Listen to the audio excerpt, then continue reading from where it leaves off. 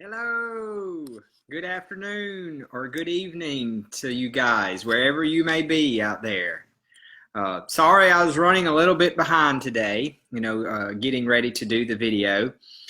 Just trying to make sure that I was properly prepared to give this great talk to you guys. I really am excited to talk to you about this subject because this is sometimes a subject in our healing journeys that we don't address or talk about enough, I'm excited to go over it with you all, and I hope everyone's, really ready to dive into this subject, and I hope everyone's mucus-free journey or transitioning to the more of the mucus-free lifestyle is going great, and I hope everyone's maintaining the best they can through the holidays. I know it can be very challenging at times, especially living in the cold environments that some of us have to live in. But just try to find any way that you can to make it through it till you can get to the warmer time of the year.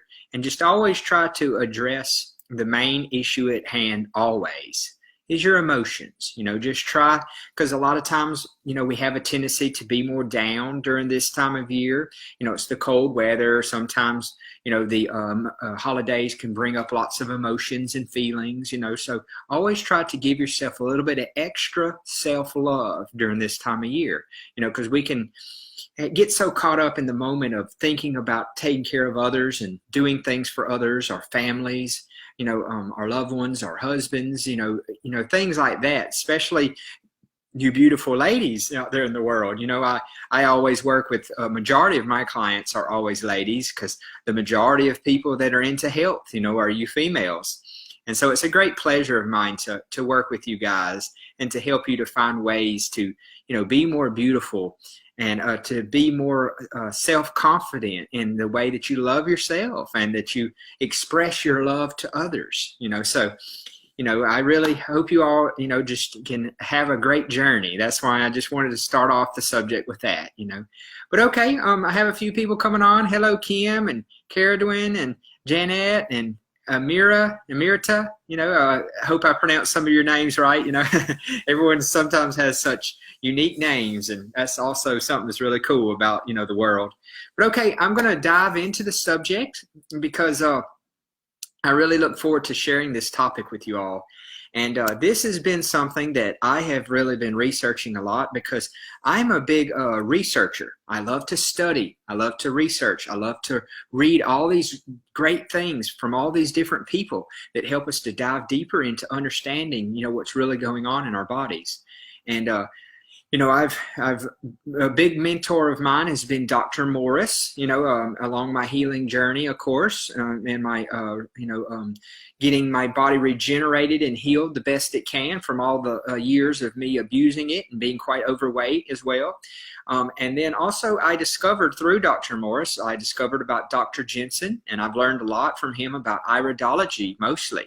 That's most of what I've learned from Dr. Jensen, but also he has a lot of other good things about health as well.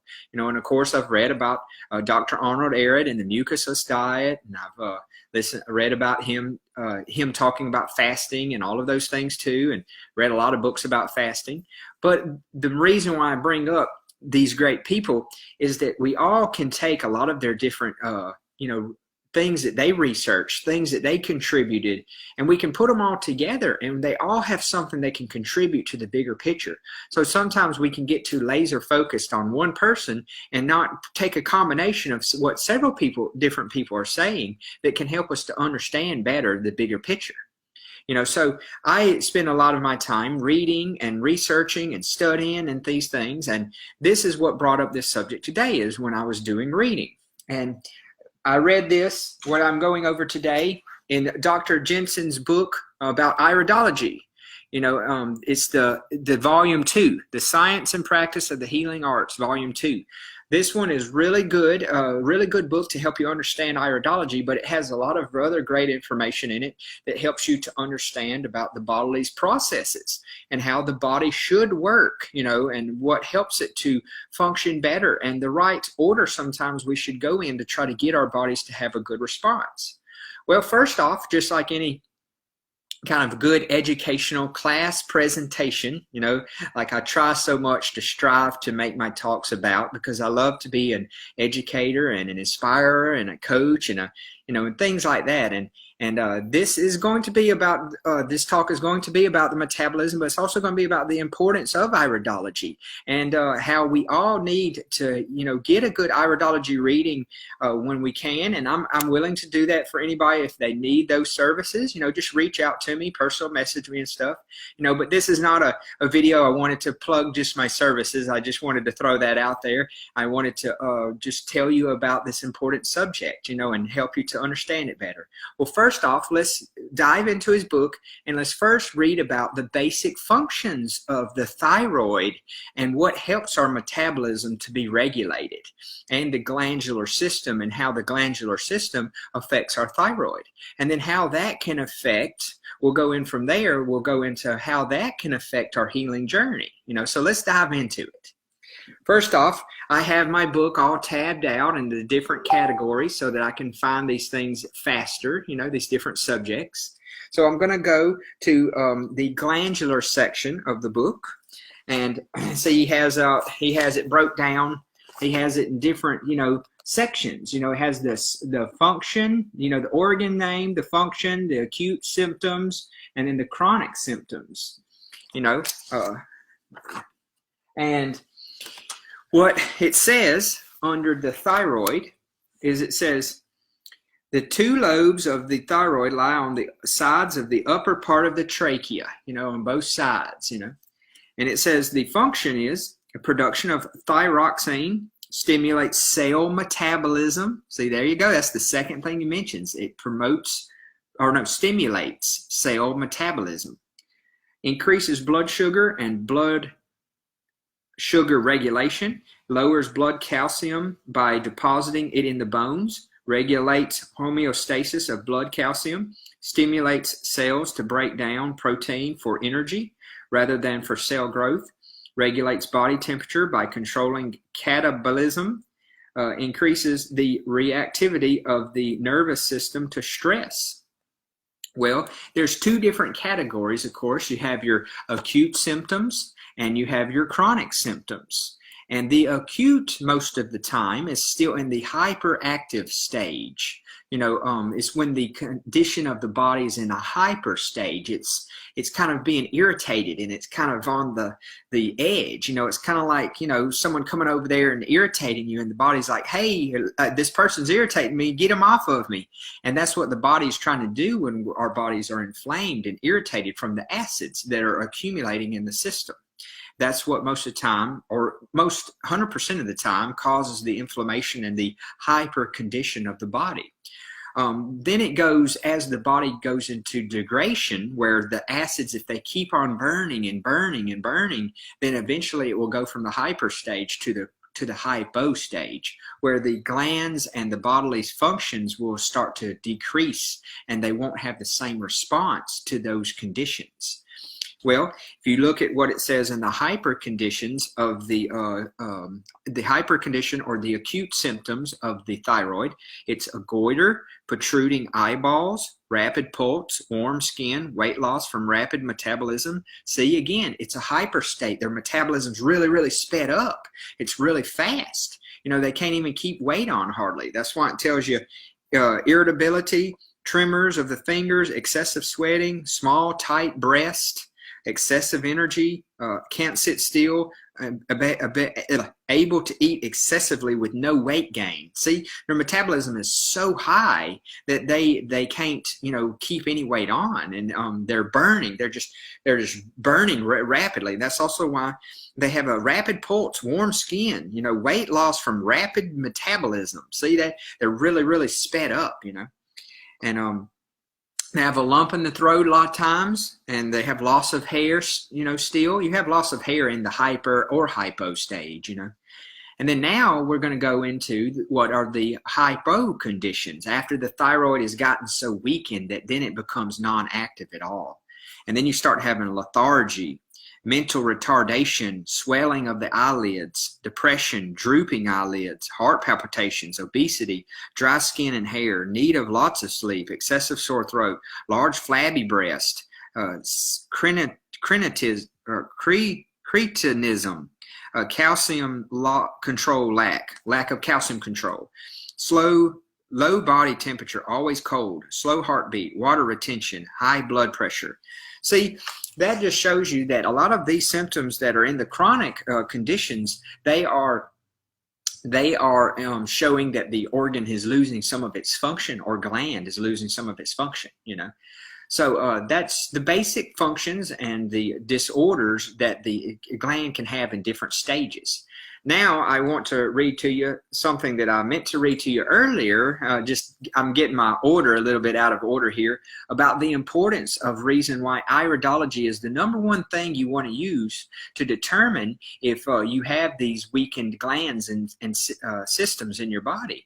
Because he says in here, and I quote, he says, well, let me get to the right section, I'm sorry. It says, while there are many ways of trying to determine bodily conditions, such as hair analysis, the SMA test, urinalysis, fecal analysis, blood analysis, etc., we do not find any one that gives a more complete picture of the whole situation than the science of iridology.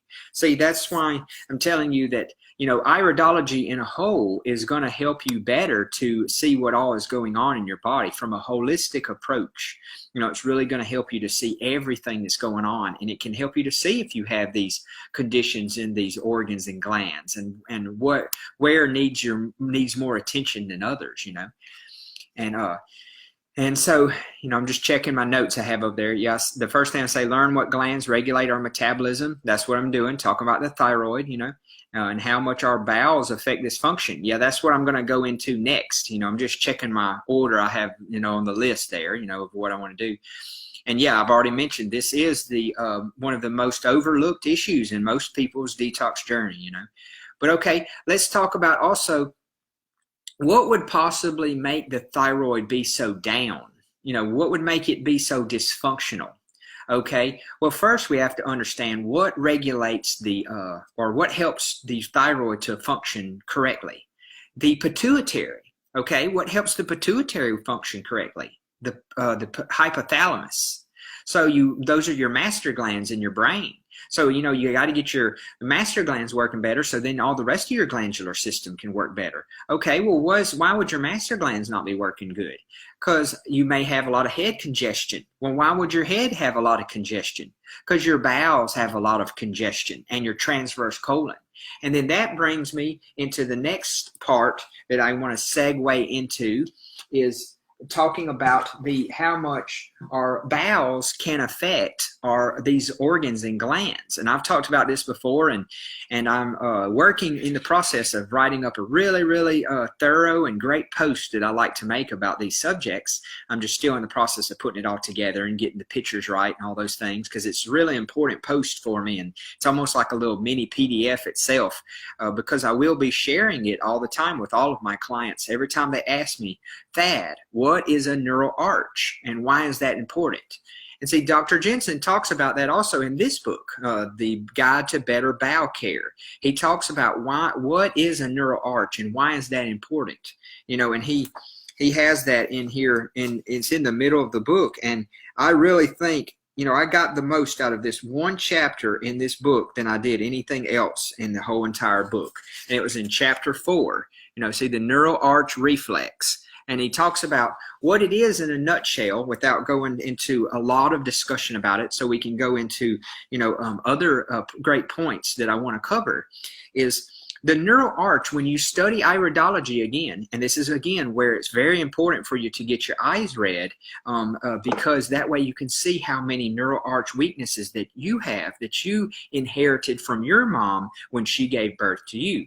So he talks about, and I did want to show you this one other picture, while I had the book out, is that he talks about when we're in the embryonic stage of our mom, and when she has us in her, womb, and she's growing us, or we're growing inside of her, when you're in the, the embryonic stage, see this black area, that is what's called the intestinal lining, okay? Or he calls it the it says, near the end of the first month following conception, some fantastic events occur. The developing body assumes a cylindrical form. A groove soon appears and deepens, becoming the neural canal, which is the forerunner for the nervous system, including the brain and the spinal cord. The innermost layer of cells now rolls into a tube called the primitive gut tube. See, this is where your stomach and your bowels comes out of that. And he said, which eventually becomes the digestive tract. See, that's what I'm saying. Your whole digestive tract, your bowels, everything, it comes from that primitive gut tube. Well, also what comes out of that primitive gut tube is all of these little buds that come out of it. See, and if you looked real closely up there, it says heart bud, liver bud. See, all of your different organs, they bud out from that tissue. Well, he said that your first genetic weaknesses that you inherit from your mom are in that layer, or that nervous, the primitive gut tube. That's where your first genetic weaknesses that you inherit from your mom are at. And then those, because see, he goes on to say that these organs, they come out of that primitive gut tube, and they branch out from it, and they get some of the cell lining that transfers from the primitive gut tube and that lining onto these organs that come out of that, like a bud out of a tree limb. You know, like a tree limb, how it buds out from the trunk.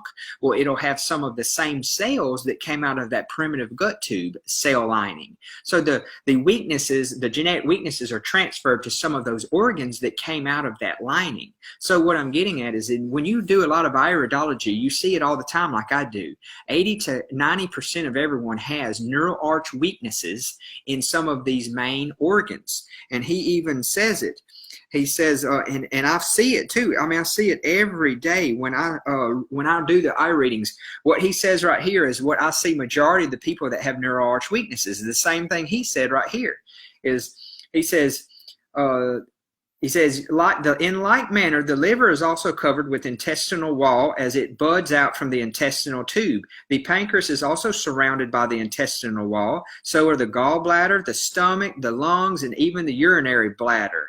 How about the trachea, the larynx, and the pharynx?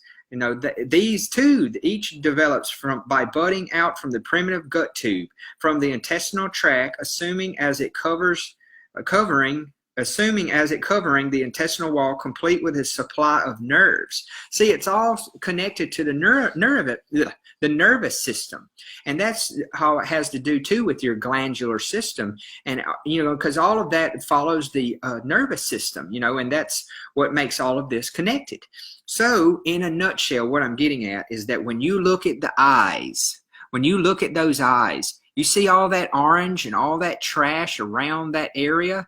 That shows that most all of us, and Dr. Jensen said it too, there's not a single one of us that don't have a dirty colon and bowels that we need to work on, or excuse me, stomach and bowels that we need to work on to strengthen these organs and glands that are affected from birth. And from the way we're all started off after birth on a lot of these standard American diets and things like that are greatly affecting these organs and glands. And see, that's what I'm going to segue into the next section that is very amazing to what Dr. Jensen says. He says this also in this book. You know, this is the next part that was really the whole inspiration from this whole talk. So if any of you guys that are here and any of you that rewatch this is probably the most important part of the whole talk today. So I hope those that are still here to listen to it, you know, will get some great benefit from what I'm about to say. You know, and let's see, before I talk about it, let me see, I had some comments. Let's see, just a second. Well, it must have just been some more people that come on. I didn't see anybody that had any comments. But okay, here's what he says about it for those that are still listening and those that watch it later. I'm enjoying this, guys, and I hope those that watch this later and go back and watch it again, they'll enjoy it too. He says, hypothyroidism is very important because an underactive metabolism shows the healing process anywhere in the body. No, excuse me, I'm sorry. It slows the healing process anywhere in the body. So it just said that underactive metabolism slows the healing process anywhere in the body. And he has that in bold print, you know. He said, digestion, assimilation, and elimination are slowed down, reducing the rate at which vitality-needed nutrients are brought to the cells and at the rate in which toxins are carried away and eliminated. We must increase thyroid function before effective healing can take place.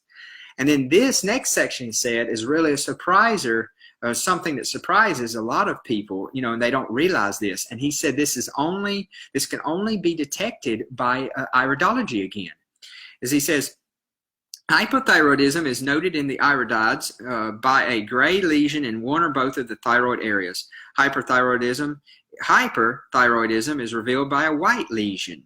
So if you see white in that area where it shows you have a weakness, then you're still in the hyper stage. But if it's more of a gray or getting like a brown or black area, that means you're definitely in hypo. And that's amazing that the eyes can show you that. And also what Dr. Morse taught, because he learned how to see the lymphatic system more in the eyes, and that's what he teaches at his classes, is that you can actually see around the weakness. You can see the lymphatic system, and you can see how congested it is around the weakness area. And you can see that how that's what's causing a lot of these problems in that area. Well, he goes on, he says, Dr. Jensen does, he says, it is possible and common to find the thyroid gland overactive on one side of the body and underactive on the other side of the body, side of the throat. You know, that's a mind blower for a lot of people because, you know, no medical system can show you that. That's what he goes on to say.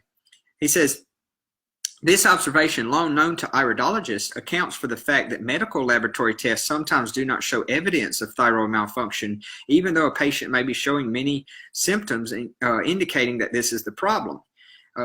And it says that, on the other hand, in the book Hypothyroidism, An Unsuspected Illness by Broda O. Barnes, shows that many times thyroid underactivity is not detected in conventional laboratory tests. So again, it goes back to what I was mentioning earlier about how iridology really is the best tool that we have to really sometimes see what's really going on and to the degree that these tissues are at in our bodies, you know.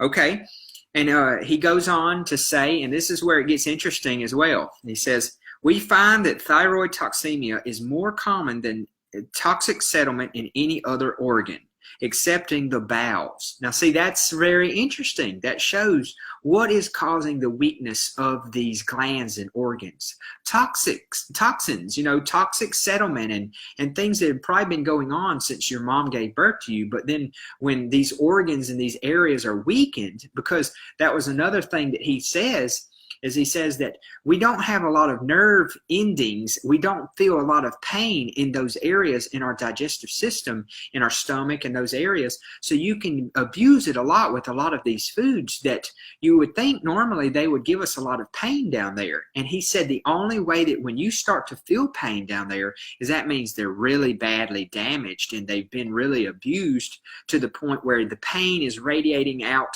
to other areas. It's starting, the acids, that's what I meant, the acids are radiating out to other areas and it's causing you to have pain there, but it's all coming from the major problems or getting serious problems in your stomach and bowel area, you know.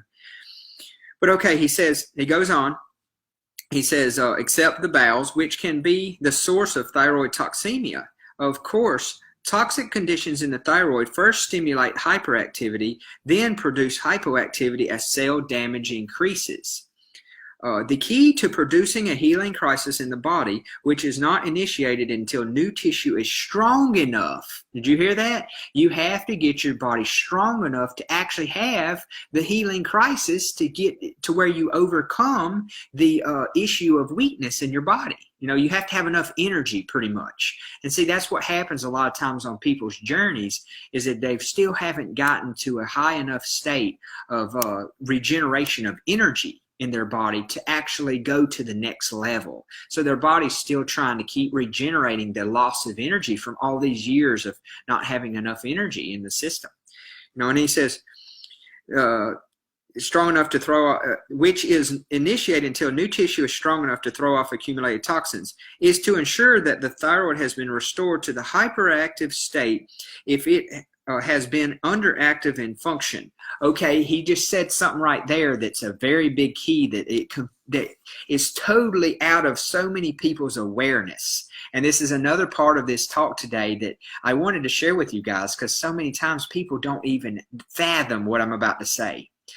Is that, okay, in the disease pathway, you keep going downwards. You keep going worse and worse, and you keep getting worse and worse. Your illness keeps degrading, as they say. Okay, on the healing journey, you're going in reverse.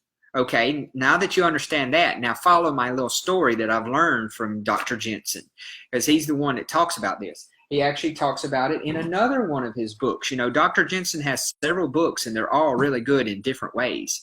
This is another one called the Doctor-Patient Handbook, and it's on the healing crisis, you know, and it's a really good one, you know. He put out this one too. And he says in there that, you know, disease goes forward. It progresses till it gets worse and worse. Healing goes in reverse. Okay, well, let me show you just so that you can see on the because so many of us we're such visual creatures, you know, that we need visual examples that I'm going to show you. It's just a little hard to hold it up with this book, you know. See this chart. See how it shows. You know, see how it shows the progression. You know, it's hard to show you, but see how it starts off over here in the acute stages, and then it goes to the chronic, the subacute, and the degenerative. Well, see, he says right here that 80% of all disease is in the chronic stage. Okay, well, I'll hold it right here so I can show you. Okay, well then that means that, okay, say you're in the hyper conditions over here in the acute and the subacute. A lot of times you're in the hyper conditions over here. Well, as it degrades, the condition of your health, as it degrades, it's going to go this way, okay? It's going to keep getting worse. And then when you get down here in these really chronic stages, and that's where disease will start to happen, because you weaken the system so badly, okay? All right. Well, if you're going on a healing journey, the healing goes in reverse. Okay. Well, then here's the big punchline that I want you guys to follow me. Okay.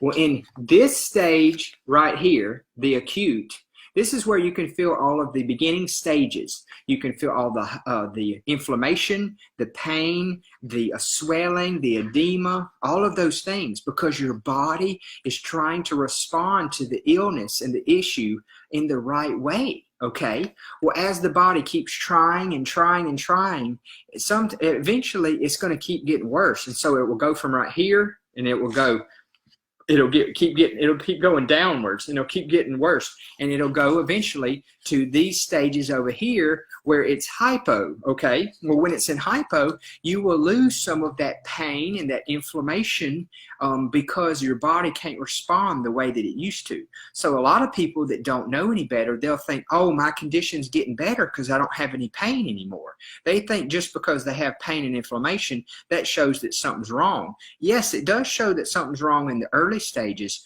but the tissues can only handle so much, and then you'll lose some of those response from the body. And then when you're on the healing journey, you have to go in reverse again, right? So you're going to go back from these chronic areas, you're going to go back to the hyper.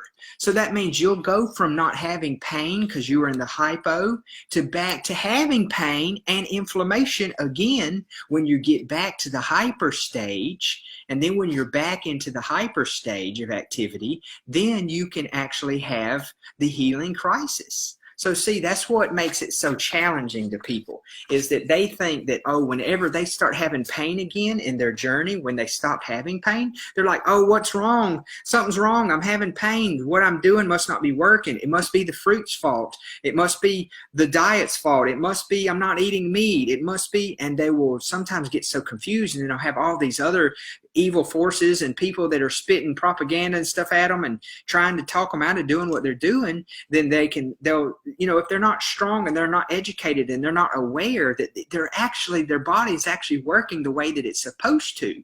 It's just none of us are educated and trained that this is the way that it's supposed to work. And so when you tell the normal person, you say that, yeah, in your healing journey, you're going to start to experience more pain and inflammation in those tissues where you used to have it back a while back, and now you've lost it, and then now you're going to have to revisit it later as your body gets more well. See, then they'll be like, what? You're telling me I've got to go through more suffering to get well? Well, it's an unwinding. It's an unwinding. It's kind of like, imagine that, like Dr. Morse says, if you had a knee injury there and it never healed right, then you're going to revisit that as you're going in reverse, and your knee's going to start hurting you again, and it's going to start bothering you again. Well, this is the perfect example of what I'm talking about, is it has to get back to that stage where it can start to heal it and start to help it to come back. Well, it's going to have to unwind, and you're going to have to re-experience some of that, healing process to be able to have the regeneration that we all desire to have. So that's why I'm just helping you to understand by reading all this to you that this is the process. So let me go. I'll keep going with this one section, and I was almost done with it. I just had to first explain to you why he said that. I'll read it again for all those now that understand about that. The key to producing a healing crisis in the body, which is not initiated until new tissue is strong enough to throw off accumulated toxins, is to ensure that the thyroid has been restored to the hyperactive state if it has been underactive in function or in the hypo condition.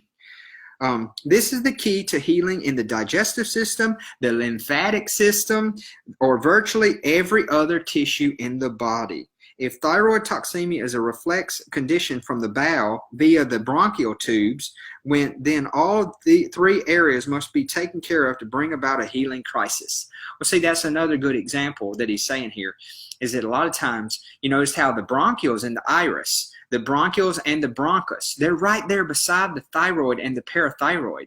And that shows you a lot of times, too, we can have weaknesses in those areas from the neural arch reflex again, just like you can in the parathyroid and the thyroid, because they're all in that same area, right there on the wall, the borderline of the bowels and the rest of the organs in the iridology chart. And that's just, it makes perfect sense when you line it all up, And then he goes on, he says, the fastest way to stimulate healing under these circumstances is to utilize protomorphogenins to increase the metabolic rate. That's the old word for glandulars.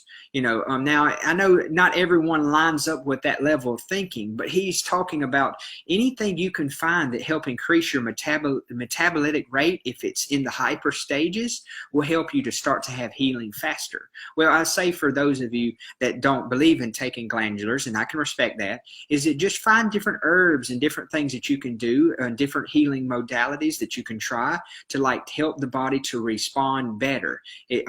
Respond okay without taking those things. He goes on and says, to take care of this condition through the diet would require a lengthy period of time. The same holds true for organ tissue cleansing program. Chronic mucus discharge indicates that various organ and system functions in the body are not sufficiently active to bring on a healing crisis. In other words, we must give nature a helping hand to bring this about. See, and he's saying that you got to get enough of the mucus to come out to be able to start to have the healing crisis. You got to start seeing it coming out everywhere. You got to start seeing it coming out the nose, the bowels. You got to start coughing it up, seeing it coming out your ears, coming out your eyes, even coming out your skin and pimples, and seeing whiteheads coming out. All that's mucus. You got to see the mucus coming out. He says back here in that chart that I was showing you, he says at the very bottom, he says, give me a healing crisis and I'll cure any disease. Bernard Jensen. He says, always welcome cataractal catarrhal discharge. Catarrhal was the old word for mucus. So he's saying, always welcome mucus discharge. It's nature's way of ridding the body of poisons. Decide which way you want to go, suppression or elimination. See, that's something that, you know, he even said way back then that applies even still to this day with these people that are either doing the keto diet or the paleo diet or the vegan or plant-based diet. You can either choose to suppress it or you can choose to help eliminate it. So, and what does Dr. Morse say about all that? You know, what you suppress today can be your nightmare tomorrow. Because what are you doing? You're pushing it deeper into the tissues. You're making it harder to come out than when it was before. And that's why also so many people, it's so sad, you know, that they run from these challenges that fruit bring up. And sometimes they blame it on the fruit and they say, I can't handle fruit. Fruit makes me this and makes this happen, when really fruit is revealing your weaknesses, not causing anything. It's even revealing your emotions to help bring them to the surface so that you can help them to be healed too.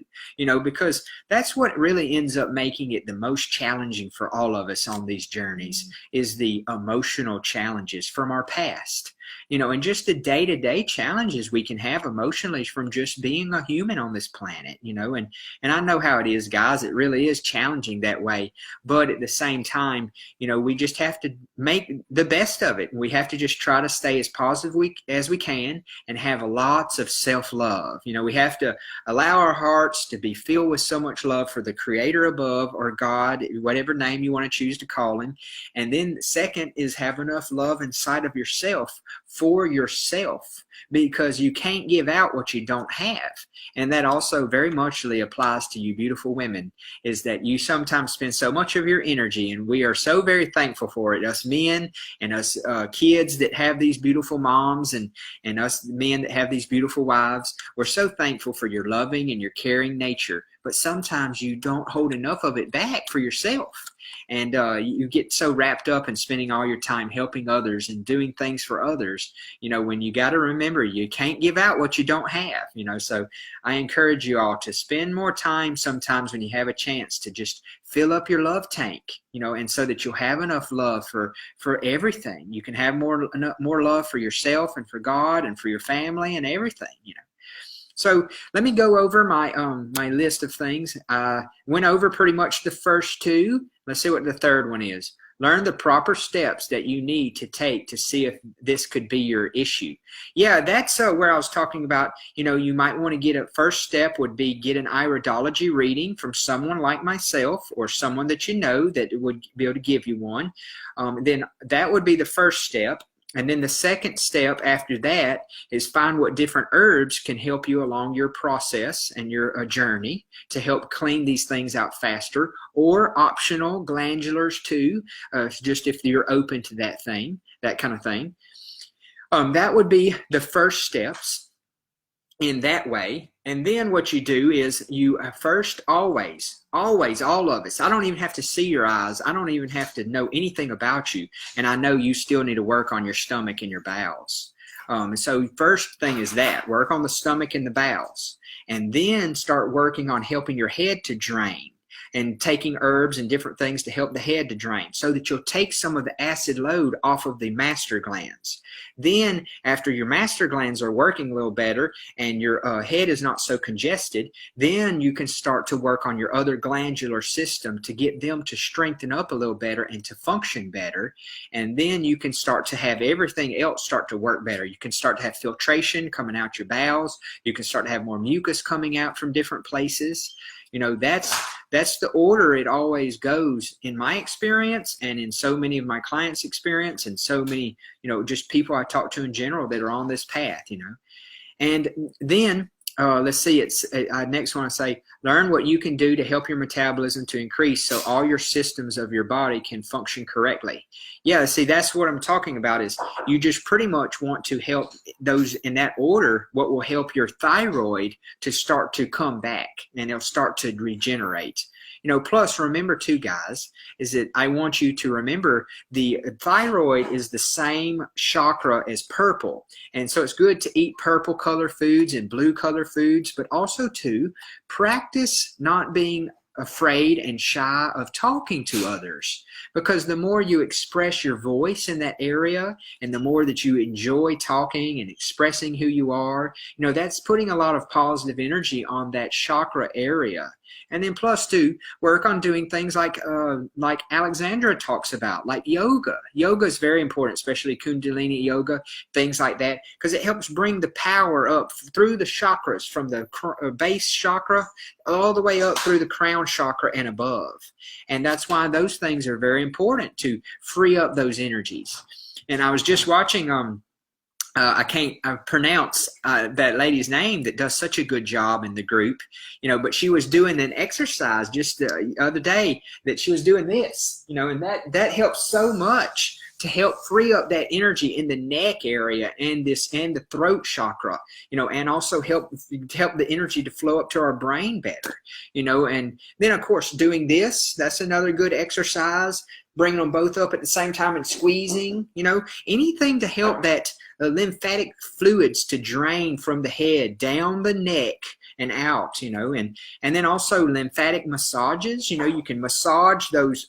You have some major lymph nodes in the back of your cerebellum, and you can help the acids to drain down your head and down the back of your neck and down your throat, and all that area. And also, massage the your throat and the thyroid and all that area some, to help just the blood to flow and lymphatic fluid to flow and stuff. And then also deep breathing exercises. Deep breathing exercises are very important for many things. But one of the best things that I find that I really like about deep breathing exercises is it really helps the stress levels.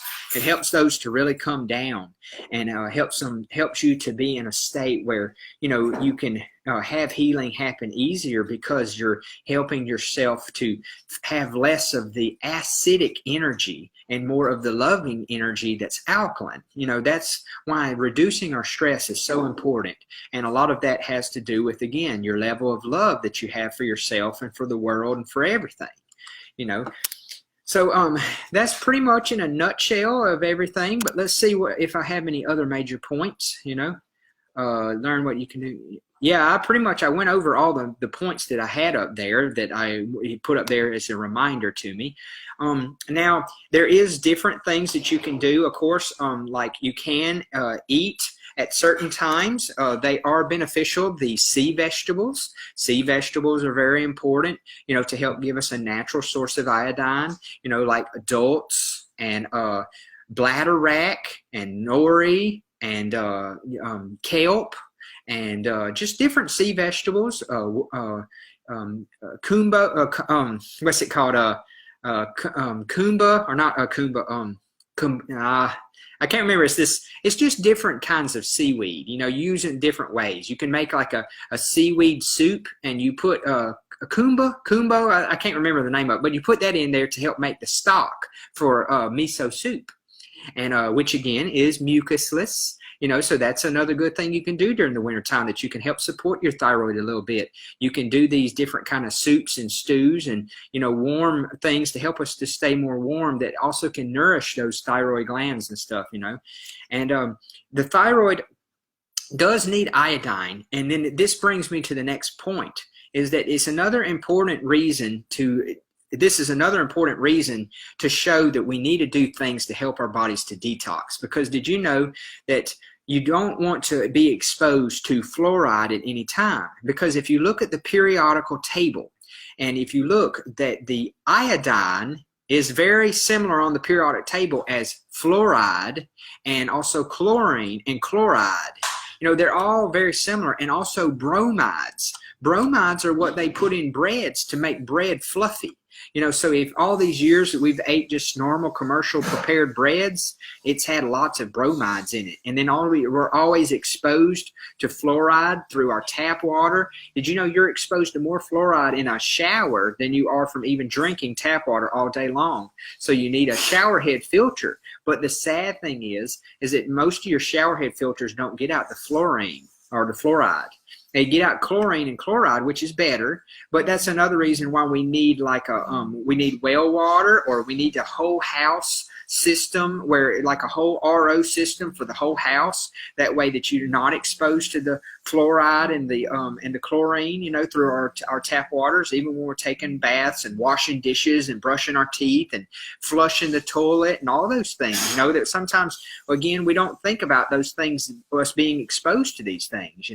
So again, these are all things that we need to be aware of. And see, you have to have enough things to help these organs detoxify out all these old chemicals. For example, if your thyroid, because your thyroid is like a sponge, they say, and it will soak up all these toxins, and it'll block the ability for it to use and to take in the iodine. That's why a lot of people, they take iodine supplements, they eat iodine-rich foods, and it doesn't really ever help them that much until they are able to detox out all these chemicals and all this pollution from these glands in our bodies. That's why it's important to use things like Alex talks about, Alexandra, these bentonite clay, psyllium, and activated charcoal that we drink. Those will absorb all these poisons and chemicals and heavy metals and some parasites, and the parasites biofilms, the things that they're waste products. That's what biofilms are, is the parasites waste byproduct. And so these things are all beneficial that we can use all in one big program. And we all have different ways where we can all come together and we can all contribute to different things that we can do that will help us all. And we all have different things we can learn from each other, And some people are finally commenting. Annie Love said, "I'm listening." Great. And then she said, "Great info." And then Amy, hello, Amy. Glad you could make it. And I'm sorry I was running a little behind today. I'm just trying to get myself prepared so I could give this great topic to you guys. And now I'm here, and I'm just glad to be giving the talk, And then you said, love sea vegetables, crave them every couple of weeks. Yeah, we do find ourselves, but remember too, though, the thing that I do tell people to be cautious, though, about the sea vegetables is, though, don't use them too much when you're trying to regenerate your adrenal glands, because they a lot of times have too much salt on them. Now, that's not all of your sea vegetables. Now, like, your kelp supplements you get in the store and your bladderwrack supplements, they don't have a lot of sodium in them, because I don't know if they rinse them first or what they do when they make them into the herbal supplement you buy in the store. But I know when you look at a bag of Dolts that you get from the store, it still has a good amount of sodium, and that makes sense because it's a vegetable from the sea. And remember, any kind of sodium that's not like from celery and things like that. See, the sodium, the salt from the ocean is still stuck on the actual leaves of the dulse when you go to eat them. So it makes it where you sometimes get too much sodium in that form that's hard on our adrenal glands and on these organs, But now, if you would take the Dolts and you'll rinse it first a little bit in some water, like and rehydrate it, or rinse it first and get some of that salt that's on the outside, it doesn't matter so much about the salt that's on the inside of the plant, because the salt that the plant takes up, that's why celery is a very good source of natural sodium that is not the same as taking sea salt. See, that's what's confusing to people, is we do need sodium in our bodies, but we need the kind that's from the plants, like celery, cucumbers, bok choy, those things that are naturally salty. And that's the kind of salt that we need, because it's in kind of like a plant form. It's not in an unorganic mineral from the ground. See, our bodies, they really don't process it that way. That's why if you really look at it, we don't process dead vitamins from the ground. We don't process those kind of vitamins. The plants take those up, and then they take them up in a manner that they digest them and break them down through the soil microbes. The soil microbes break down the minerals, then the plants take up those broken down minerals, and then we eat the plants, and we get a very easy to digest mineral from the plants. That's the way it works. That's why we never digest the mineral straight from the ground. It has to go through that process of being broke down some for us to even be able to absorb it.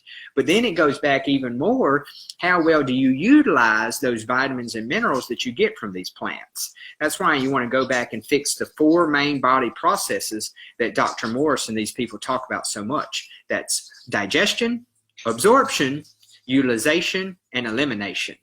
And see, if you can't digest it properly, then you can't absorb it properly. And if you can't absorb it properly because you have a lot of mucoid plaque and a lot of congestion and a lot of buildup on the walls of your intestines from all the flours and the breads and the dairy products and all that stuff that sticks on them like a glue. You know, I mean, literally, that's what wheat is. Wheat is gluten, you know, glue. It sticks to there.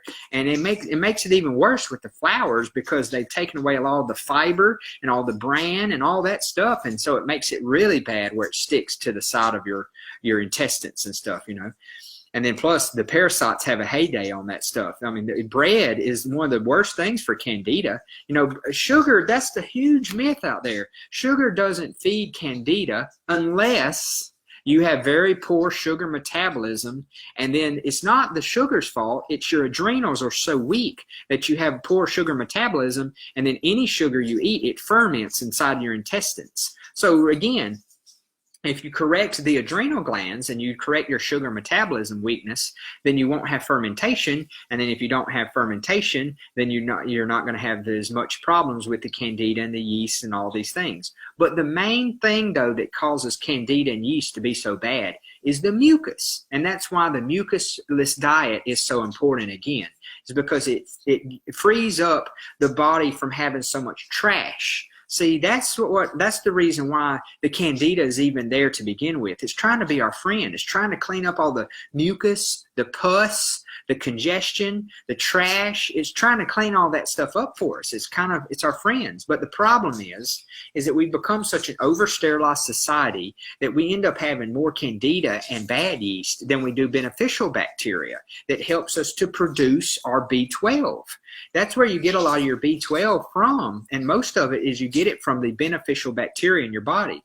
But because we're a society, we've taken too much antibiotics, we use too many sterilizing agents. That's right, don't ever use sterilizing agents. No bleach, Lysol, hand sanitizer, don't use any of that stuff. That's just making your immune system and hurting your body's natural bacteria residence even more, you know.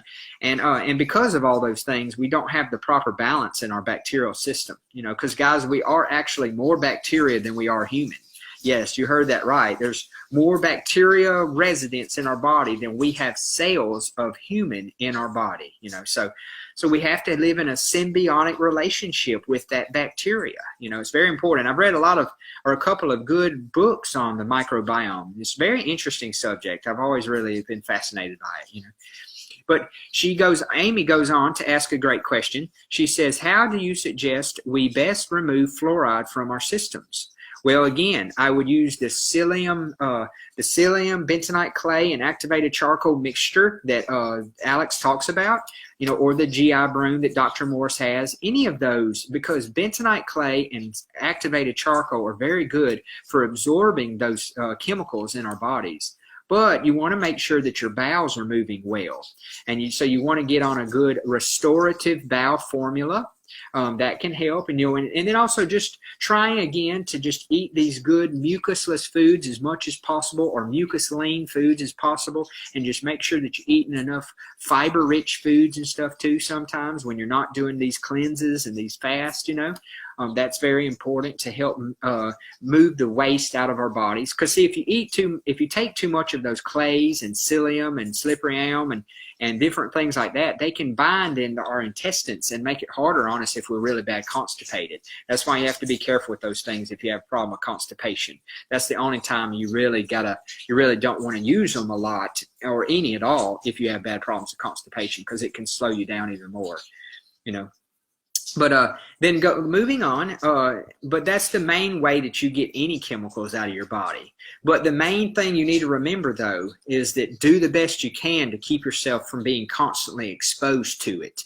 Because, yeah, you can do these things to help to get it out. But if you're not turning off the incoming fire, or I mean, if you're not putting out the fire or turning off the incoming, you know, source, then it's just going to be a never-ending process. And I know that's hard. I'm in the process still of, even at my own home, of getting my home changed over to well water so that I can. But I do have a filter on my shower. It's just it only gets out right now the chlorine and the chloramine. So at least that's better than nothing. But I do agree, I'm still even exposed to it to a certain degree myself, but everything else in my home, I have an RO system in there, and then I use well water all the time that I get from an artesian well if I ever have to drink any well water. And also I use distilled water for all of my teas and my enemas and things like that, But just do the best you can. That's all we can do. We can't beat ourselves up for not being perfect, because that's gonna be too hard on our mentality, and make you feel like a hypocrite. I mean, a hypochondriac, But okay, Annie said, my metabolism is slow. I've been trying to lose weight with little success. I'm wondering why my body is holding on to waste and toxicity. Well, see, that's all part of the reason why I say that it's very important to let me give you an eye reading, so that I can really let your eyes tell you what's going on. And I could be able to see so much better what's going on for you, and I could be able to tell you what all is going on, and like what the degree and the steps that you need to take, and what herbs would help you. And there's definitely an order of things that you want to do these things in, and that would help me to really be able to narrow it down. So if you're interested sometime, just reach out to me, personal message me. I'd be happy to to give you a reading if you'd like me to. But also in the meantime too, just like I said before, where you can start that will really help you is to just relieve your system of some of these toxins and these accumulation of things by working on the bowels, like we've been talking about this whole conversation. Is it really all does go back to the bowels. The bowels are the king. That's why Dr. Jensen, he wrote these whole books on the bowels, and how important, that's what he said in here. He said that, I'll let you hear it in his own words right fast, because it's just right here. He said, he says, I'll find it in just a second. He said, my greatest discovery, he said, the bowels are, he pretty much, I can't find, I thought I did know the section, but I guess I missed where it is. But he did say that, though. He said that the bowels are the king of the kingdom, and that we have to address the bowels. Yeah, right here. I just found it. I could see it all. The bow is the king, and if we take care of the king, he will take care of the kingdom, our body. So see, that's why the bowels are number one that you can start on, and then start working on getting your head to start draining. And then when your head starts draining, your master glands will start working better. So here's your main goal that you want to do, Annie. So you want to start seeing mucus coming out your bowels when you have a bowel elimination. When you're taking like the clay mixture that Alexandra talks about, as long as you're not constipated, you want to see it pulling out mucus and congestion and just seeing nasty stuff coming out your bowels. You got to see it coming out. You want to see parasites and worms and all that coming out if you have a lot of those. You want to see the bowel showing you when you're looking at your waist. I know that's so disgusting for some people, but you got to check it out if you want to see what's coming out. And then you want to see all that trash, all that mucoid plaque, all that bad, nasty stuff that's been up in there for a long time. You want to use enemas and the colonic hydrotherapy and all of that somewhat, not all the time, not maybe every day, not maybe every week sometimes, but just periodically. It is a good tool to help get those things out more and more. And then you want to start seeing mucus coming out your head. You want to start having it draining out your nose, having it coming out your eyes, having it coming out your ears, coughing it up. You want to see it coming out from your head. You want to feel it draining, and you want to do things to help it to drain, like massage and helping work it down your neck and feeling it draining down your neck, and massage those lymph nodes in the back of your neck where your cerebellum is. And then after you see those two things working pretty well, you're going to start noticing other changes that are going to start happening in your body. And then as those things start working on, then you can start taking some different herbs for your thyroid and for these different areas of your body to help these things to work even better, And then, of course, do these other activities you can do, too, to help your stress. Do the deep breathing exercises, do those yoga, do the exercises to help those areas have more energy and stuff to those areas. Get plenty of great rest at nighttime, get plenty of great sun, get time in nature. There's so many things we can do we can help ourselves in this healing journey, Okay, and I think that gives you a good start, to it all. Okay, I'll keep going because I like it that people are asking me some questions now, because I'm pretty much at that part in the talk that if any of you have questions, please ask, And I'm definitely here to answer your questions while I'm here, you know. Let's see. And then Amy said, that's me. I react to the extreme to cane sugar to this day. Yeah, see, those processed sugars, you know, you will, because the body, again, it's a heated thing. The body's going to react way more to something that's heated than it is to something that's more, you know, natural, like a natural sugar. It's not going to do the same. That's why cane sugar and processed sugars like that will stir up the candida and stuff really bad. And that's what makes people so confused, is that kind of sugar does feed candida, but not fruit sugars, not unless they're being fermented by your system, you know. And then that's not the fruit's fault, it's your body's dysfunction, you know. And then you go on and you say, it is what I react to the most. Yeah, the sugar, yeah. And then you said, my whole face swells up in my hands and my feet. That's from edema. That's more than likely from the natural swelling and edema that's going on because of the inflammation in your body. You know, when you have inflammation and acidosis in the body in different areas, and also when you're doing these things to help stir it up and to help it to try to help it to come out. And then because see, when you first start working on these things, that's what happens first. And then when you can finally get your elimination channels open to allow these things to drain, then that's when it really will start to pick up for you and you really start to have some progress. Because that's what so many of us are working on, is we're working on trying to get these channels of elimination open. And once you get them open and flowing, then you can start to have more progress on your healing journey. And you'll start to notice all these things will start coming online and they'll start working better, you know, because you're freeing up a lot of these acids and congestion that's keeping these areas from working right, you know. And then Annie said, I keep going. And then Annie said, yes, thank you. I'll reach out. Well, thank you. I'm glad you decided that, you know, because I know I can really help you. And I feel good about providing that service for people, because I'm proud that I have that I can provide for people, because we need more people to do these kind of things, you know, because it is so important for us to have people that want to, you know, offer their services and their time on something that's so valuable of an investment. You know, that's why I say it's so important to invest our time in our greatest wealth, which is our health. You know, it is the thing that is going to help us to enjoy everything so much better. You know, that's why I went from being such a unhealthy, overweight person my whole life, all the way up into my 30s. And then all of a sudden, by my influence from being around my parents' health food store, you know, I decided to do something about it. You know, and I started in my late 20s, but it took me a while to even get to where I could wrap my whole mind around it, you know, and just being a guy that lives in the South, and it's just so much of us, you know, we're taken out of the matrix when we even have to wrap our minds around that it's not the way that we were raised up thinking it is, you know, and so it's just one of those things we have to embrace and say, you know, how much do you want to get out of life? And see, I was always so worried and so, you know, just had a lot of fear that I didn't want to go to the doctor. I didn't want to have to go to the hospital. I didn't want to be told I have some bad disease or illness or something like that. So I was always like, well, I guess I better not take it for granted.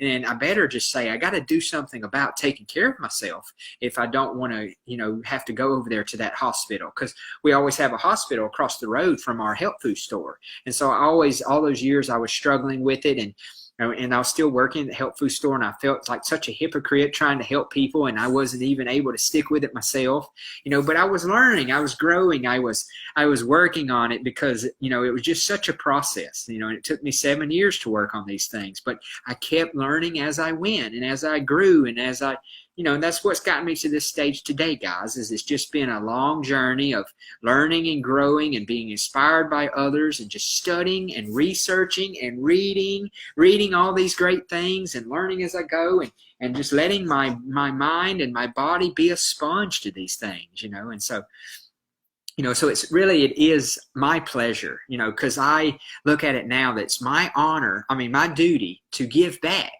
And I'm honored to be able to be in that position, you know, to give back to others, because I get so much joy, because the karma, or the reap what you sow, it comes back to me. And then I get so much love from you guys and from people, and, you know, and I just love it. I really enjoy what I'm doing, guys. And I thank you all for telling me that you appreciate it too when you do. You know, so if any of you else have any questions for me, you know, feel free to ask me. I would love to answer any more questions that you may have. I pretty much that's the gist of the conversation today. I just I wanted to give this topic of talk on a subject that we don't talk enough about, and we don't bring it to people's attention, that it could be something that is holding us back from having the kind of health that we all desire to have. And so I've always been that kind of person since I was a young man, is I always love to talk about things we don't talk enough about, because we always have a tendency as humans to just talk about surface issues, like little fluff, because people, they feel so uneasy about revealing and being vulnerable to telling people about things that they really have that are issues of theirs. And that's why so many people don't feel comfortable unless they go to a therapist or a psychologist and things like that, even to their own family and friends. And it's so sad, because, I say, how are we all going to give each other the advice and the things that we have that we can contribute ourselves from our own experience if we're not comfortable in opening up to people? And I discovered a long time ago that, it doesn't matter what people judge you for. That's their problem, how they're judging you. You just be yourself, be who you are, and be proud of who you are. And I know that's a hard one for a lot of people. It was a hard one for me when I was quite overweight and stuff. And I knew I had such a beautiful inside and beautiful personality and beautiful soul, but I didn't find myself beautiful from the outside. And so that made it where my confidence was not strong enough to be able to feel confident putting myself out there, and then I worked on it, and I realized that true beauty comes from within, and true beauty comes from the way that you show the world that how you think about yourself. And you show the world how you think about yourself by the way you act and the way you talk to others and the way that you express yourself.